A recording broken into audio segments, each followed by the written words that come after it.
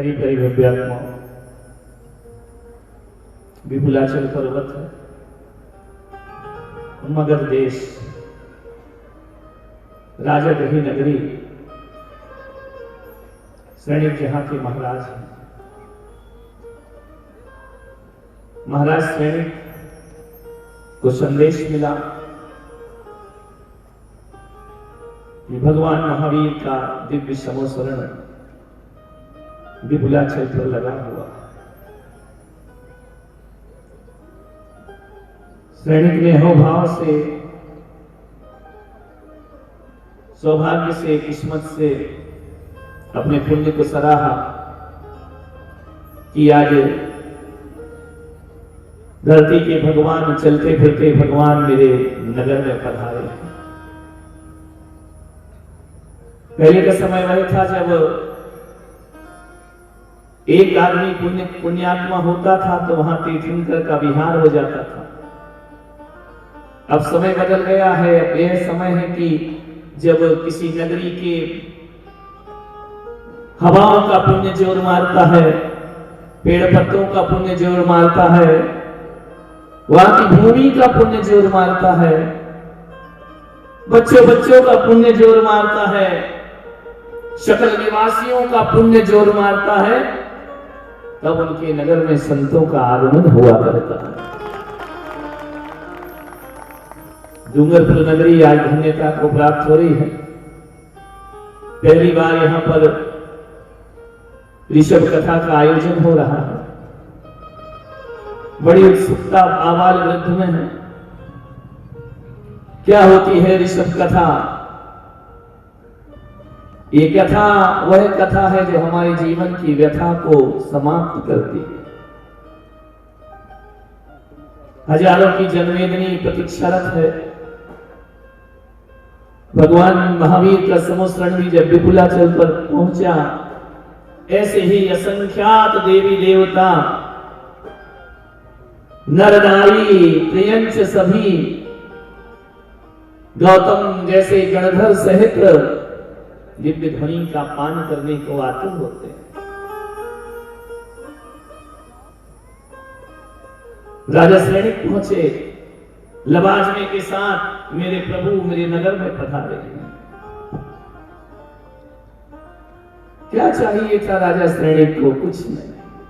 धन बहुत था, अपार दौलत, शोहरत, इज्जत, नाम, मगध नरेश, मगध सम्राट महाराज सैनिक जाने जाते थे।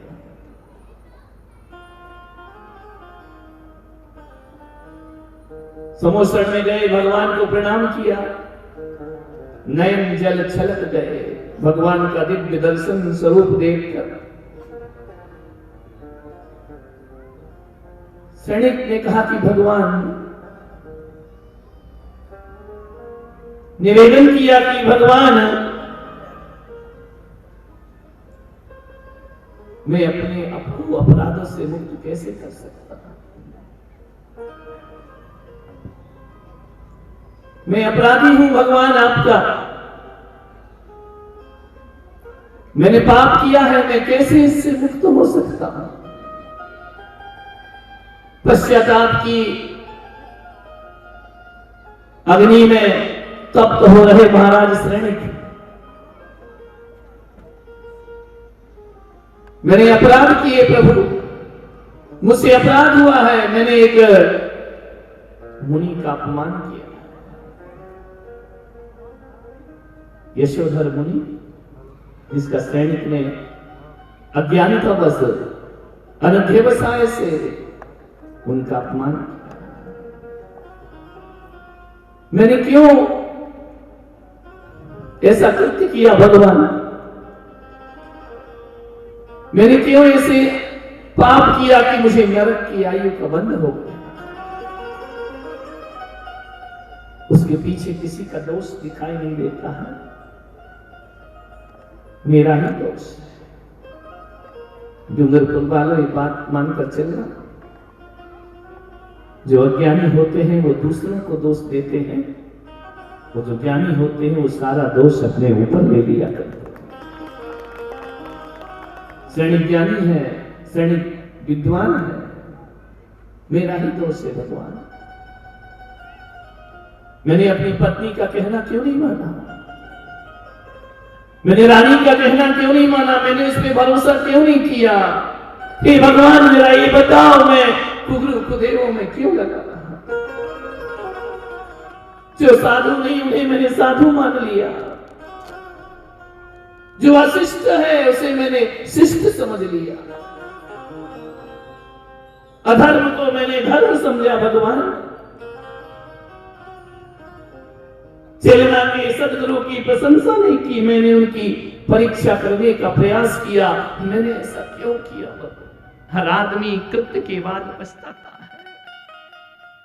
हम भी शब्द बोलते हैं, उसके बाद जीवन भर पश्चाताप हमारे साथ होता है।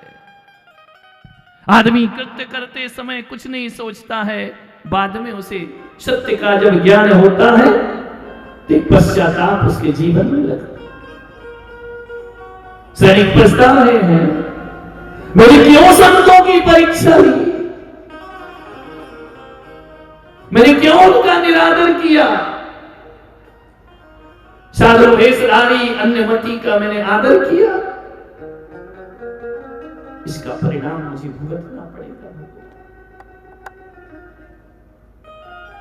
संत वध के विचार मैंने अपने अंदर लाए, मुनि वध के विचार लाया,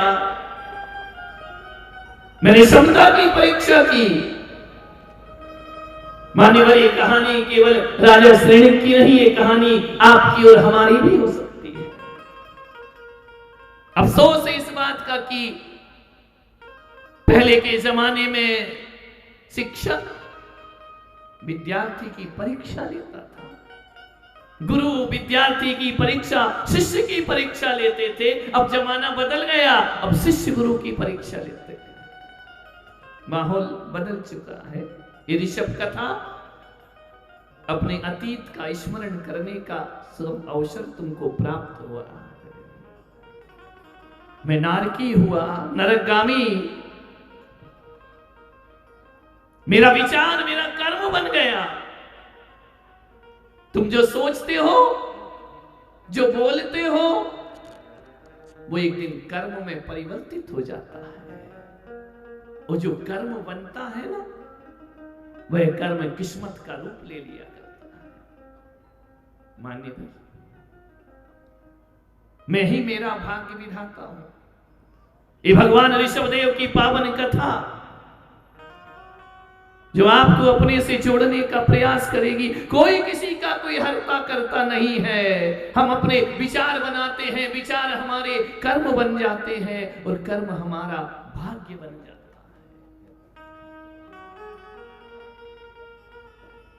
विचार करिए, यदि ऋषभ कथा ना होती तो क्या तुम यहां बैठे क्या कर रहे होते इस समय?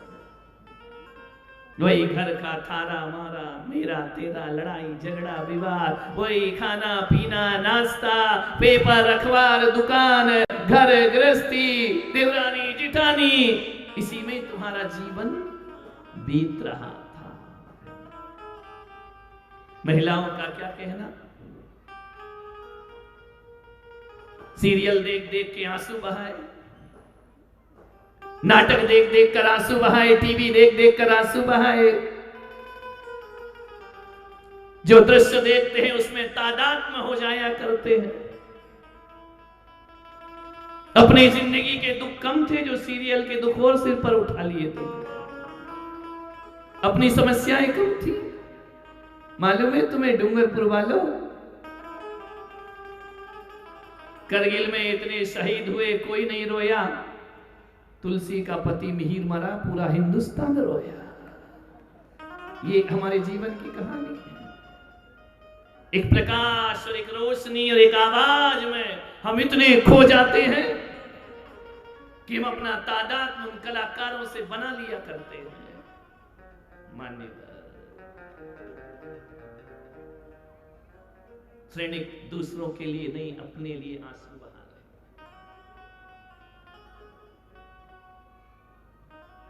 मान्य सत्संग ना हो तो विवेक नहीं होता है।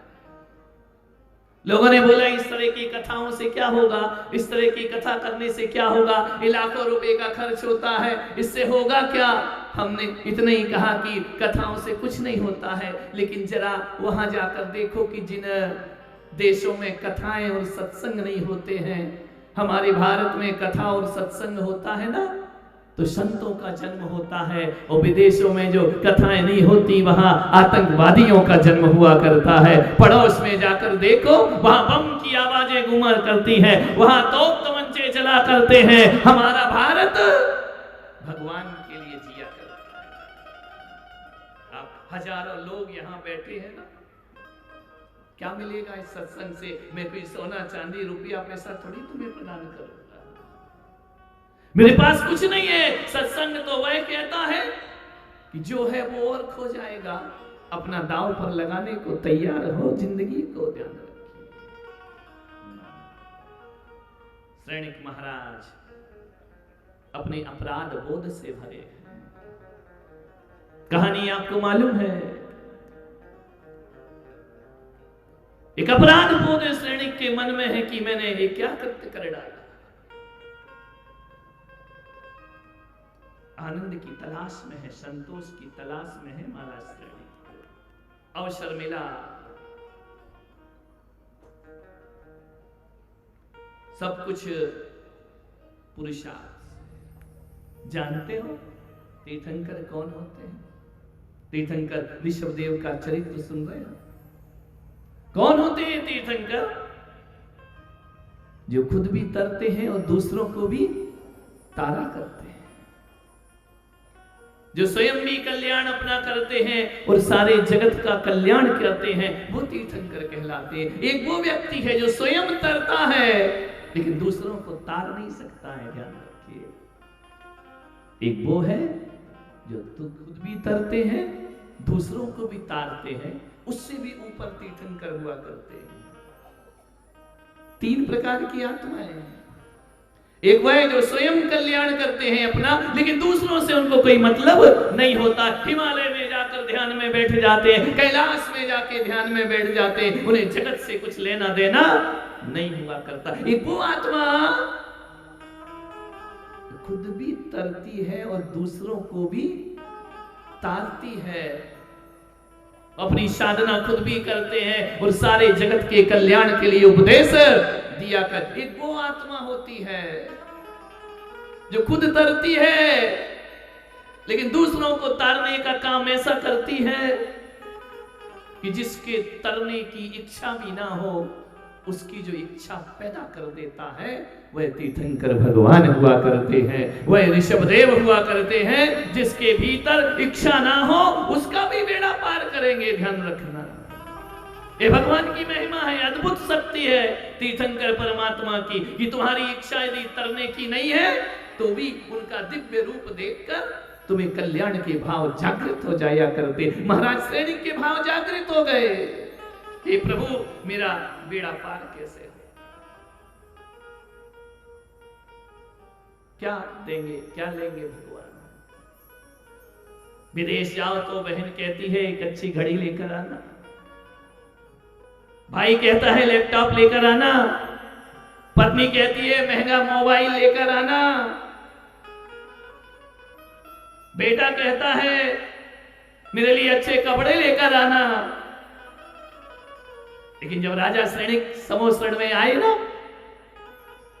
तो महारानी चिलेना ने कहा जाओ परमात्मा का आनंद लेकर आना, परमात्मा का दिव्य स्वरूप बटोर करके लाना। ये जगत की भौतिक चीजें, ऋषभ कुल में वंश लिया हमने, मानते हो, जानते हो? ऋषभदेव के कुल में तुम्हारा जन्म हुआ है। किसके वंशी हो तुम?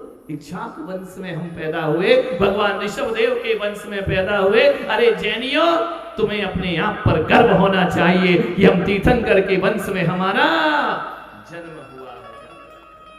साधारण नहीं है हम। अपनी कीमत समझो, अपना सौभाग्य समझो। ना जाने कितने कितने जन्मों की इच्छाएं बटोरे हुए, कितने जन्मों की व्याधियों को बटेरे हुए, कितने जन्मों के दर्द को बटोरे हुए, कई बार नालियों के कीड़े बनने वाले हम जीव छोटे मोटे कीड़े मकोड़े बनते रहे, यही साध रही हमारे मन में कि कभी मनुष्य बन करके भी हम इस जगत में पैदा हो जाए। ऋषभदेव की कथा एक दिन में पूरी नहीं होती मेरे भाई। किन किन गतियों में हमारा जन्म नहीं हुआ। त्रियंच बने, पशु बने, नारकी बने, कीड़े मकोड़े बने, एक इंद्री बने, दो इंद्री बने, कितने जन्मों की साध रही मनुष्य बने। आज तुम्हारा इतना सौभाग्य जागृत हो गया कि तुम मनुष्य नहीं बने, मनुष्य के साथ साथ जिन शासन में तुम्हारा जन्म हो गया था। तीर्थंकरों के वंश में हम पैदा हुए। पहले गर्व पैदा करो इस पर, उसके बाद कथा सुनो। सौभाग्यशाली हैं जिन कुल को प्राप्त कर लेना। जैन कुल वह कुल है जहां एक ही संदेश दिया जाता है, जियो और जीने दो। अहिंसा का कुल, अहिंसा का वंश। बहुत साधना करना पड़ती है। चित्त को चंचल नहीं, मंगल बनाओ। हिमालय दिखता है बहुत विशाल है, पर हिमालय कैसे बना है इस पर कभी विचार करो। सागर नजर आता है, समुंदर बहुत बड़ा, बना कैसा है? बूंद बूंद से समुंदर का निर्माण हुआ करता है। ऋषभदेव भगवान दिखते हैं, बने कैसे हैं? बूंद से सागर की यात्रा, वह तीर्थंकर की साधना होती है। इतना ध्यान रखना, तीर्थंकर कोई अवतार पुरुष नहीं होते हैं। तीर्थंकर कोई ऊपर से भगवान बनकर नहीं आते हैं। तीर्थंकर कौन होते हैं? एक वैदिक परंपरा है और एक जैन श्रवण परंपरा है। दोनों में इतना ही अंतर है कि वैदिक परंपरा में भगवान ऊपर से आते हैं, अवतार होता है उनका, नारायण का अवतार होता है, विष्णु का अवतार हुआ करता है। जैन परंपरा में अवतार नहीं होता है। श्रवण परंपरा अवतारों की परंपरा नहीं है, लेकिन उनसे अलग भी नहीं है। जब भगवान ऊपर से नीचे आते हैं ना, तो वह अवतार परंपरा होती है, और जब नीचे से भगवान ऊपर जाते हैं वह तीर्थंकर की परंपरा हुआ करती है। ध्यान रखना, हमारा जीवन नीचे से ऊपर जाने का। भगवान पैदा नहीं होते, भगवान बनना पड़ता है। तीर्थंकर कोई एक जन्म से भगवान नहीं बन गए, कई जन्म लगाए उन्होंने। हजारों वर्षों का पुरुषार्थ होता है। हम संत भी यहां बनकर बैठे ना, तो मत समझना कि एक जन्म का पुरुषार्थ है। लोग हमसे पूछते हैं, महाराज आपके वैराग्य का कारण क्या है? हमारे वैराग्य का कारण हम खुद हैं। हमारे सन्यास का कारण हम खुद हैं। दूसरा हमारे सन्यास का कारण नहीं बन सकता है। यदि दूसरा सन्यास का कारण बन जाए तो मेरा कारण सुन के आपको भी सन्यास हो जाना चाहिए। ध्यान रखना। कितनी नीलांजनाओं की मृत्यु देखी, भीतर कुछ घटता है क्या? कितने बाल सफेद देखे, भीतर कुछ घटता है क्या? पीले पत्ते देखे, भीतर कुछ घटता है क्या? कुछ नहीं घटता है। नश्वर चीज देखते हो, हर किसी को वैराग्य थोड़ी होता है। जिसको होना है उसे ही वैराग्य की प्राप्ति होती है। लोग पूछते कैसे महाराज बन गए? हम अपनी मर्जी से महाराज बन गए।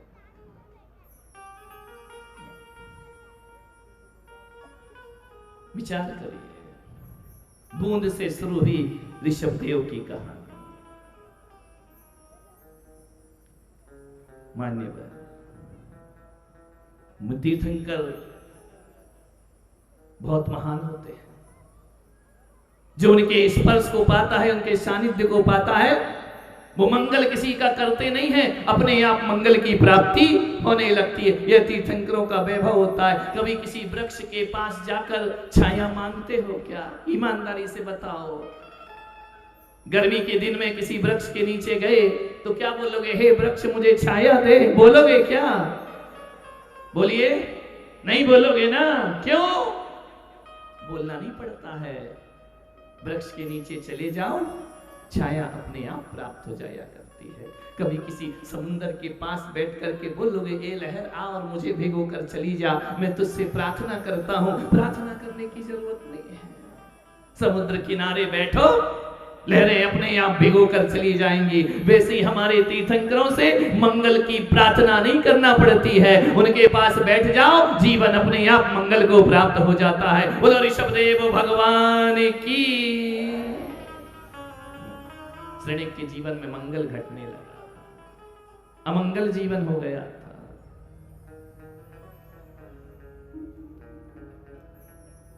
मान्य कभी कोई शिल्पी पत्थर से पूछता है क्या कि तुझे भगवान बनाऊं कि नहीं बनाऊं? कभी कोई कुम्हार मिट्टी से पूछता है कि तुझे घड़ा बनना है या नहीं बनना है? मिट्टी को यदि नहीं भी बनना है तो कुम्हार उसका घड़ा बना दिया करता है। वैसे हमारे तीर्थंकर हैं, वो ये नहीं पूछा करते हैं कि तेरा कल्याण करूं या नहीं करूं, तुम्हें करना है या नहीं करना है। तीर्थंकर के पास जाकर कल्याण अपने आप होने लगता है। माँ बाप भी अपनी औलाद को श्रेष्ठ बनाना चाहते हैं या नहीं? बोलो डूंगरपुर वालों, ये बड़े बड़े हार पहनकर बैठे हो, चाहते हो या नहीं अपनी औलाद को श्रेष्ठ बनाना? बोलिए, चाहते हो ना? पीछे वालों, चाहते हो कि हमारी औलाद निकृष्ट निकले? कैसी होना चाहिए हमारी औलाद?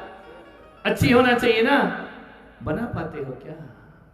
विचार करिए। एक शराबी बाप भी अपने बेटे को शराबी नहीं बनाना चाहता, एक चोर भी अपनी औलाद को चोर नहीं बनाना चाहता है, एक व्यसन करने वाला भी अपनी औलाद को व्यसनी नहीं बनाना चाहता है। लेकिन तुम अच्छा बनाना तो चाहते हो, पर वो क्या अच्छा बनता है?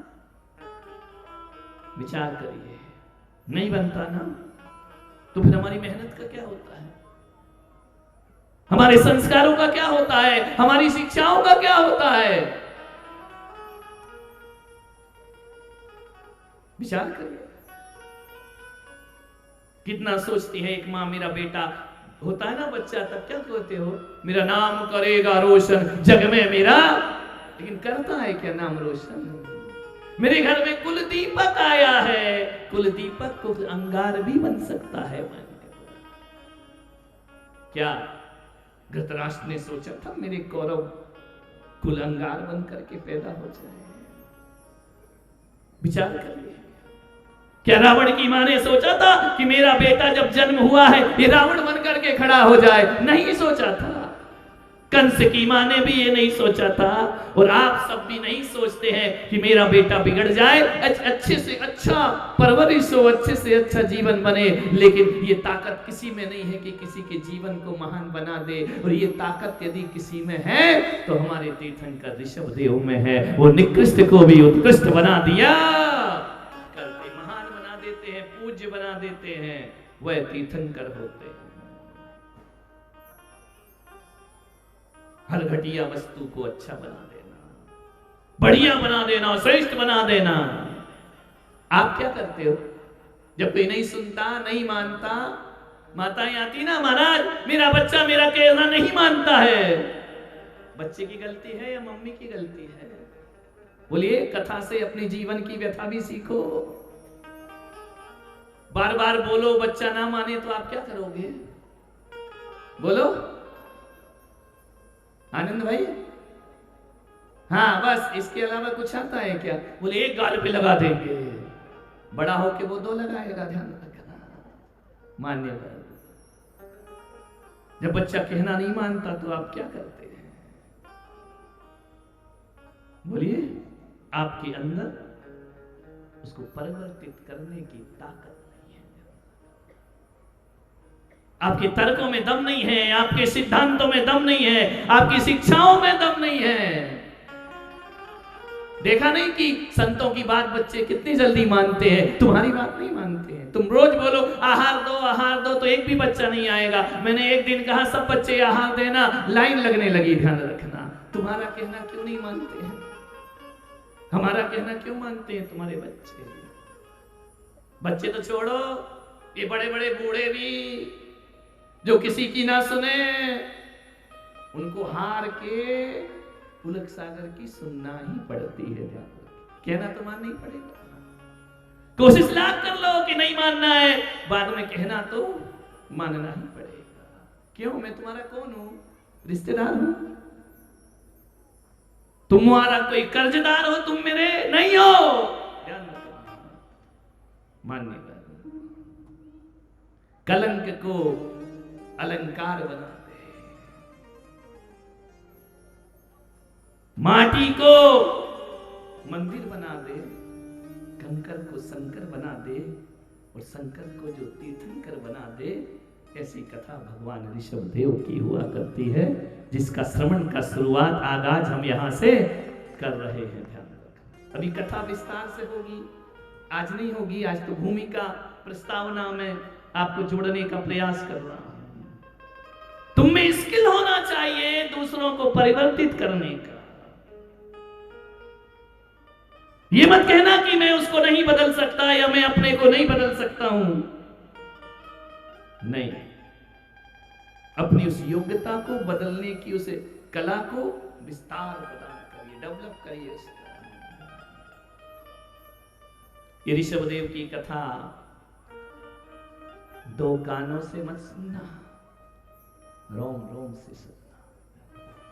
पहली बार कोई जैन संत अपने परमात्मा को जगत के बीच कथा के रूप में प्रस्तुत करने आया। ये मंच सुंदर बना लिया, मन सुंदर किया या नहीं किया? इलाकों का चढ़ावा ले लिया, चित्त अर्पित किया या नहीं किया? नहीं, चित्त अर्पित नहीं किया। इलाकों का चढ़ावा तुम्हें ऋषभ देव से मिला नहीं सकता है। ये घर के काम काज छोड़कर आप यहाँ आकर बैठे हैं, मन यही है या घर में है, या मैसेज चल रहे हैं, फोन चल रहे हैं, बस खत्म होने वाली, हम आने ही वाले हैं। अरे घर वालों को बोलते हो आने ही वाले हैं, एक बार मेरे ऋषभ देव को बोलो कि भगवान बस हम आपके पास आने ही वाले हैं, आपके निकट आने ही वाले। एक बात बताओ, घर से मंदिर जाते हो, कोई पूछता है कहाँ जा रहे हैं, वैसे बस अभी गए और अभी आए, मंदिर जा रही हूं। कभी मंदिर में भगवान को बोला कि भगवान अभी गए और अभी? कभी अब तो कल ही मिलेंगे, वो भी तबीयत ठीक रही तो, हम बाहर गांव नहीं गए तो, बाकी तो आज का प्रणाम हमारा स्वीकार करो, विचार करो। विपुलाचल पर सैनिक महाराज पहुंचते हैं, अपनी व्यथा कही। उसके बाद सैनिक महाराज ने कहा कि भगवान मेरे पापों का नाश हो, मैंने जो कृत्य किया है उससे मुझे मुक्ति मिले, उसके लिए मुझे उपाय बताओ भगवान। तुम मंदिर किस लिए जाते हो? ये प्राप्त हो जाए, वो प्राप्त हो जाए, दुकान चल जाए, बच्चे हो जाए, परिवार हो जाए, मेरे घर में पैसा आ जाए। अरे पागलों, जो मंदिर नहीं जाते ना, पैसा उनके घर भी आ जाता है। जो मंदिर नहीं जाते, बच्चे उनके घर भी पैदा हो जाते हैं। जो मंदिर नहीं जाते, धन दौलत वो भी कमा लेते हैं। जो मंदिर नहीं जाते हैं, मकान वो भी बना लेते हैं। अमेरिका के लोग मंदिर थोड़ी जाते हैं, तुमसे ज्यादा धनाढ्य है, ध्यान रखना। तो क्या सोचते, मंदिर से ये ठीक रहे प्राप्त होती है? नहीं मेरे भाई, मंदिर से ये थोड़ी पाना है, भगवान के पास से ये थोड़ी हमें प्राप्त करना है अपने जीवन में।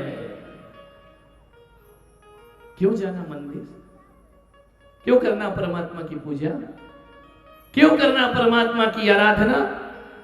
इससे कुछ प्राप्ति नहीं होती है, इससे पापों का नाश हुआ करता है। कोई बोले कि मंदिर गए क्या मिला? पापों का नाश हुआ। क्या हुआ? पापों का, अनादिकाल से जो पाप किए हैं, भगवान को प्रणाम करने से पाप नाश हो जाते हैं। राजा सैनिक महल के सिंहासन को छोड़कर, सारे महलों को छोड़कर भगवान के पास क्यों बैठा? जो मैंने कृत्य किया है उसका मुझे नाश करना है, वह मेरा पाप मुझे बिना फल दिए नष्ट हो जाना चाहिए। इतनी बड़ी कृपा तीर्थंकर भगवान ही कर सकते।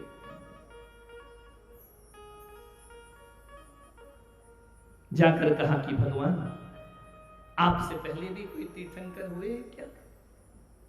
भगवान महावीर ने कहा मुझसे पहले 23 तीर्थंकर और हुए हैं। कुछ लोगों को यह पता है कि जैन धर्म भगवान महावीर से चला है। कुछ लोग कहते हैं जैन धर्म 2600 साल पुराना है। डॉक्टर राधा कृष्ण सर्वपल्ली ने कहा जैन धर्म दुनिया का सबसे पुराना धर्म है, प्राचीन धर्म हुआ करता है। ये भारत का धर्म है, ये बाहर से आया हुआ धर्म नहीं है, ये सनातन धर्म है, ये शाश्वत धर्म है। महावीर ने कहा नहीं, मेरे से पहले 23 तीर्थंकर और हुए हैं। सारी दुनिया महावीर को जानती है। स्कूलों में भी यही पढ़ाया जाता है कि जैन धर्म का उद्भव भगवान महावीर से होता है। लेकिन नहीं, आज से हजारों अरबों खरबों साल पहले इस धरती पर प्रथम तीर्थंकर आदि ब्रह्मा ऋषभदेव का जन्म हुआ करता है। ये जैन धर्म की गंगा ऋषभदेव से बहा करती है, ध्यान रखना है। कभी ताजमहल देखा या नहीं देखा? इतने सीरियस क्यों बैठे हो? डूब गए क्या? ताजमहल देखा है? नहीं देखा? ताजमहल में 2 तरह के पत्थर होते हैं, मालूम है? एक पत्थर वो होता है जो जमीन के नीचे होता है, और एक पत्थर वो होता है जो शिखर पर चमचमाता है। मंदिर को देखा है? मंदिर में 2 तरह के पत्थर है। एक वो है जो भूमि के अंदर है, एक वो है जो आकाश से बातें करता है। ध्यान रखना। एक बात बताओ, जब मंदिरों में जाते हो तो तुम्हें आकाश का पत्थर दिखाई देता है या भूमि के पत्थर दिखाई देते हैं? बोलिए, जमीन के पत्थर या शिखर का पत्थर दिखता है? बोलो, शिखर का दिखता है ना? तो महावीर जैन धर्म के शिखर के पत्थर हैं, तो ऋषभदेव जैन धर्म की नींव के पत्थर हुआ करते हैं। नींव के पत्थर। एक बात बताऊं, यदि नींव का पत्थर खसक जाए तो ऊपर का ठहरता है क्या? बोलो, ये चमचमाता शिखर किसके दम पे खड़ा है? नींव के पत्थर के दम पर।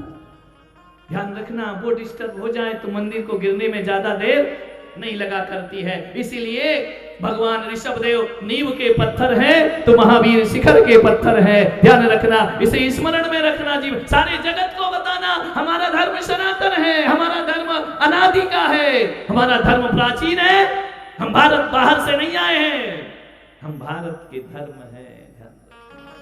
भारत की संस्कृति है, श्रवण संस्कृति है। तुम कहते हो कि जैन धर्म, अभी अभी आपने टीवी के माध्यम से सोशल मीडिया में सुना होगा ना, ये जैन लोग, ये बौद्ध लोग ऐसे ही हैं, बाहर से हैं।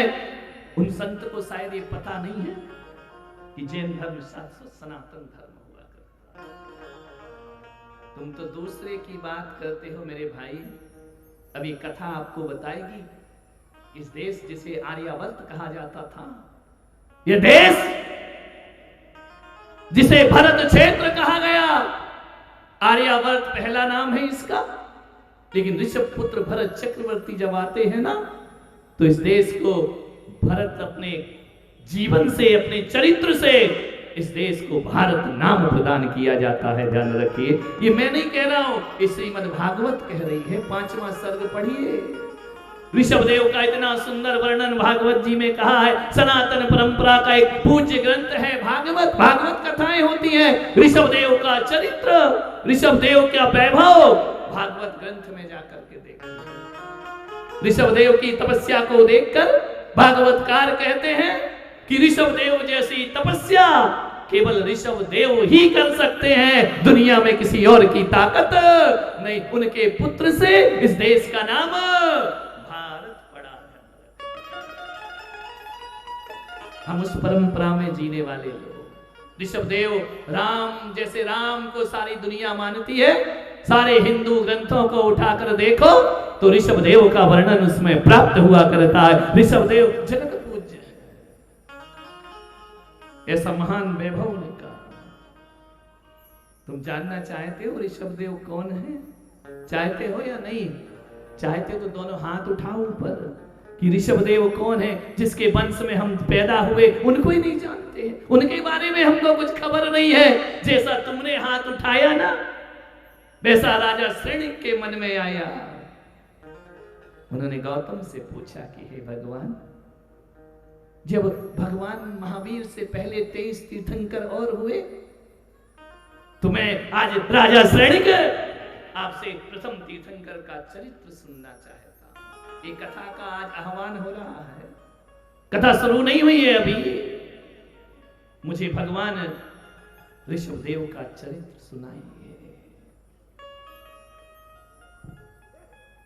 हे महान जीवन, आए काल चतुर्थ वही पल आए। सब बोलिए, सबको सुनाई दे रहा होगा। आनंद के साथ भगवान का पावन चरित्र है।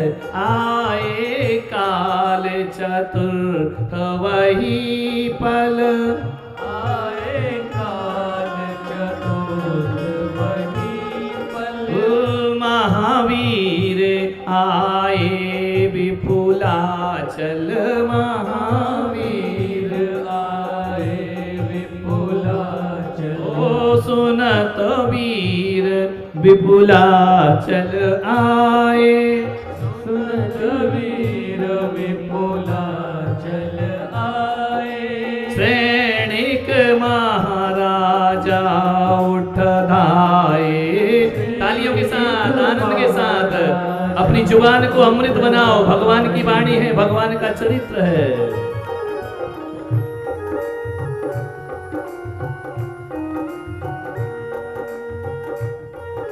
जय हो। ओ पूछ श्रेणिक वचन सवारे, पूछ श्रेणिक वचन सवारे। कवन हेतु प्रभु यहाँ पधारे, कवन हेतु प्रभु यहाँ पधारे। श्रेणिक ने पूछा, भगवान कैसे हमारी नगरी में आपका आगमन हुआ, कैसे राजा गृही में आप समोसण लेकर आए। भगवान देख अनुग्रह पा अनुशासन, देख अनुग्रह पा अनुशासन। गौतम गणधर बोले तत्क्षण, गौतम गणधर बोले तत्क्षण। हमारे यहाँ एक वो है ना, वो बहुत अच्छा गाता है, महामंत्री पुलक मंच। कहाँ गया? नहीं है? उसको भी बिठाना कल से। जो अच्छा गाते हैं वो कथा पाचन करेंगे। ऋषभदेव से प्रशांत को बुलाया गया है। पूरी कथा ऋषभदेव में इसने कंठ से अपना सहयोग प्रदान किया। आप भी अपने बैठ करके भगवान की वाणी को अपने अमृत कंठ में घोल सकते हैं जीवन में। तालियां जय हो। बोलो ऋषभदेव भगवान की जय हो, केसरिया लाल की जय हो। तालियां जय हो। मीठी मीठी तालियां बजाइए।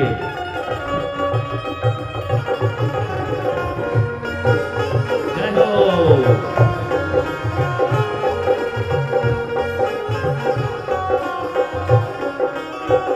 ओ किए समस्त पुराण उजागर, ये समस्त पुराण उजागर।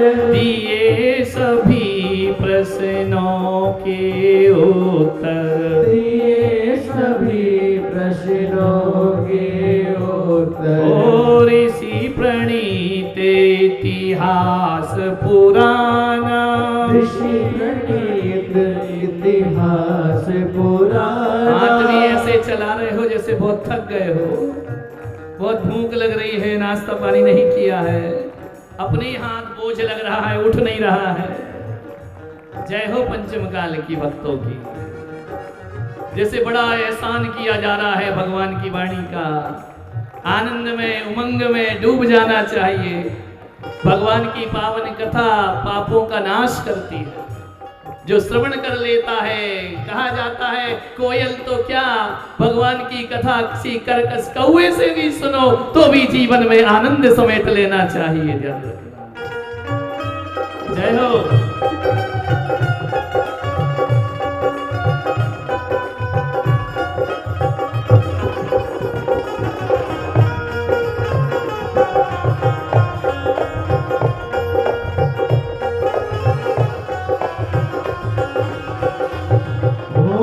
पठन पाठन सुमंगलकारी, पठन पाठन सुमंगलकारी, दायक दश धन स्वर्ग सुखारी, दायक यश धन स्वर्ग सुखारी। आचार्य जिनसेन जी महाराज कहते हैं कि भगवान की एक कथा पठन पाठन जो पढ़ता है पढ़ाता है सुमंगलकारी, पापों का नाश करने वाली है। दायक यश धन स्वर्ग सुखारी, यह यश प्रदान करती है, स्वर्ग के सुख प्रदान करती है। यो पुराण नित पढ़े पढ़ावे, पुराण नित पढ़े पढ़ावे, कर्मों की निर्जरा करावे, कर्मों की निर्जरा करावे। सदावर्त सदाचार का बोधक सम्यक ज्ञान, सदा जगत जयशील है पावन आदि पुराण। उर्गन गणित चमकते, रवि सा नहीं प्रकाश, क्यों पुराने जगत के आध्यात्मिक आकाश। 11:15 बज रहे हैं। हमने आज आह्वान किया है केवल महाराज श्रेणी का। आकर उन्होंने भगवान से प्रश्न किए और कथा का पुण्य, कथा की महिमा का वर्णन हुआ।